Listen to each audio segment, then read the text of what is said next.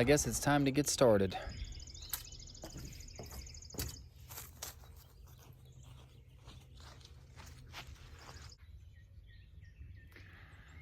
Hello there, Hallmark here, and a very exciting time of year. It is after Easter, the day after Easter, and all the, I guess, older folks in the area always say that after Good Friday you can plant.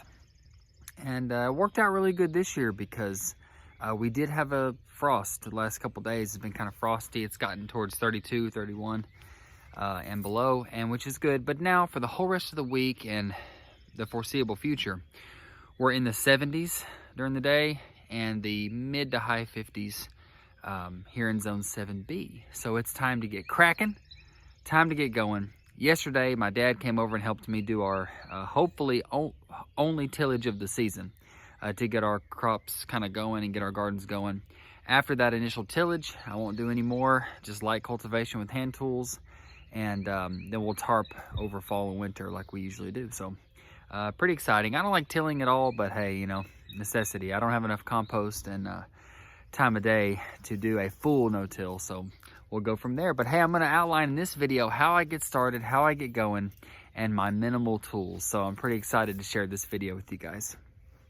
For those of you that don't know me, my name is Jonathan Hallmark. I'm a local here in North Alabama in Lawrence County, and I grow for the Moulton farmers market as well as some of the other surrounding markets. And I usually do a farm box program, which is kind of fun to make a little extra cash to help support my family and whatnot. And plus I just love growing and eating all the good food. So I operate off 2 acres. I have 2 garden plots that I have going, plus I have my greenhouse that I operate out of, as well as other raised beds, flower beds, pots. I just try to do it all, and I try to grow the maximum amount that I can on as little land as I have, and with the most minimal tools and with no debt. So if you want to see more of that, if you kind of like that vibe that I'm putting out there, make sure you hit the subscribe button down below and smash that like button for me and just give me some support and encouragement. Helps out the channel to grow. I'm almost kind of on my way to 400 subscribers, and we're going to go way beyond that. So make sure you're one of the first ones, and then you see all the good content that I've already created and the new future of the channel. So thank you for sticking this far, and thank you for subscribing. So I'm gonna go over real quick my minimal tools that I use for market gardening. Alrighty guys, I'll start with these tools. Very fun, very easy, and they're all pretty cheap. 20, 30 bucks a piece usually. Some of them a little more expensive, but hey, that's okay. So the first thing I've got is my Stirrup Hoe. I made a video about this not long ago, but this is just a cheap one I got from just a local department store, and it's wonderful. I usually sharpen up the edges, which I'll do here in a minute. I usually rub the handle down with a little bit of oil, just to help maintain. And it's great for weeding, just cutting back and forth and getting rid of all the stuff like that. Very handy tool, much better on your back and body than a traditional, you know, like just a normal hoe. So this is a wonderful, wonderful little gadget and a good tool. About 20 bucks. All right guys, up next is a Big Mama. This is actually a 36-inch heavy duty garden rake, like that. Boom. A lot of people use like a 30-inch rake like you get from Johnny's, and that's fine, that's good. You know, a lot of people do the market gardening with 30-inch beds, and I do a little bit of that, but I do like this one.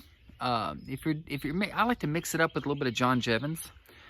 So he does like 3-foot or wider beds, so I kind of like do a little hybrid method. So I like having a bigger rake. This thing's a heavy duty beast, called the Big Mama, and it's great for moving a whole lot of dirt and our soil and flattening out the ground, making it easier to work. So definitely recommend this. I got this one at Tractor Supply. It was like 30 or 40 bucks. It wasn't very expensive at all. Some of the ones you see on Johnny's and other places are like, you know, $100 and something, and I ain't got that kind of money. I got 3 kids and a wife, so boom, 30, 40 bucks. Good little all-purpose garden rake. All right, the next set of tools, I did mention that I try to flirt a little bit with the John Jevons method of bio-intensive gardening.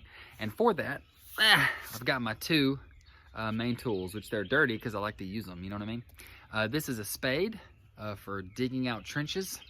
And this is a fork for broad forking, even though this isn't very broad. But I do use it for broad forking, and I use it for the bio-intensive gardening method, which you can find out more from subscribing to my channel, as I'll be doing a lot more of it this year. So that is the spade and the garden fork. This next one may shock a lot of people. A lot of market gardeners use like a Jang cedar or something fancy, but I don't have $900 or $1,000.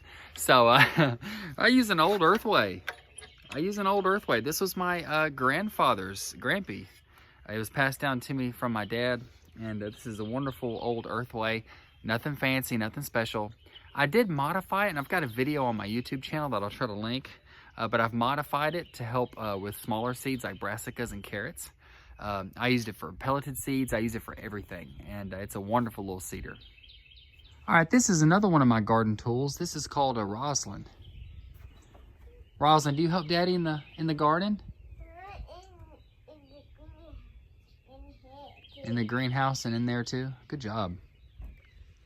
Alrighty guys, had to kind of change up the view there so you can see it all, but this is a wheel hoe.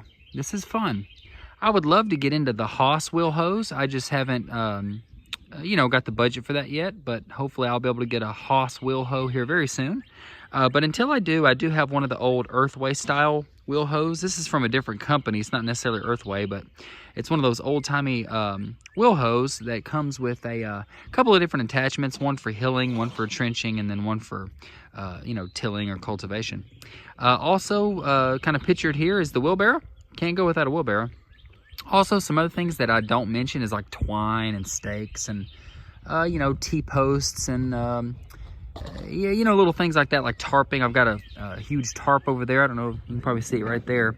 Black and white silage tarp. I've got a few other tools, but, they're only used just a little bit. And these right here are the main bulk of the tools, so pretty exciting.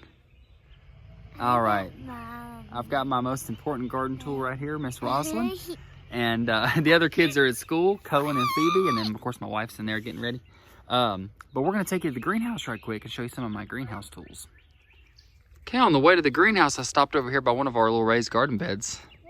The dog just crawls all through it. But I wanted to show you the beginnings of a hugelkultur mound that I'm working on. Also the composter, which I just emptied out the middle bay, and we're building up the right bay there. So that's our triple bay composter that I built. And I think I have a video on it deep down in the playlists. You eating some lettuce? Or what you eating? Some kale? You eating kale?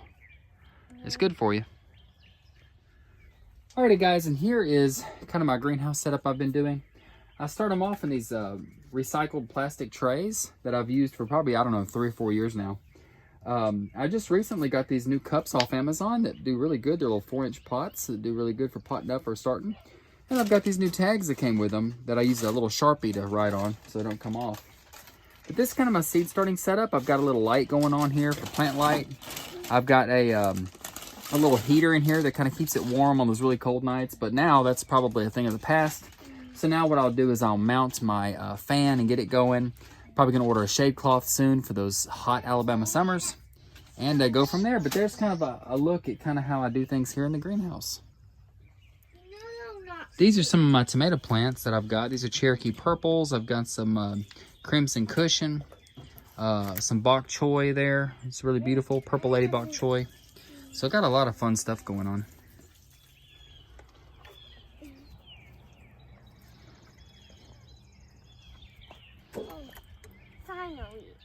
Finally. You got to put them to work when they're young. Good job, baby. Yep, radishes, onions, all that needs water, right? Mm-hmm. Well, guys, thank you for hanging out with us here at the Hallmark Homestead. Hope you had a fun time. I hope you enjoyed seeing the minimal tools I use and kind of how I'm kickstarting this season off. Me and Roslyn and the kids and wife will get out here today and we'll plant all these wonderful rows of all kind of stuff, put some of our transplants out, and then we'll start adding compost and doing all kind of fun stuff. So if you like what you see, if you like the market farming here on the small farm, make sure you hit subscribe and the like button, and I hope you have a wonderful day.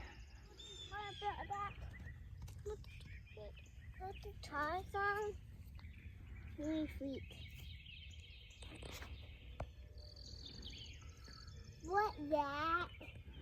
What that?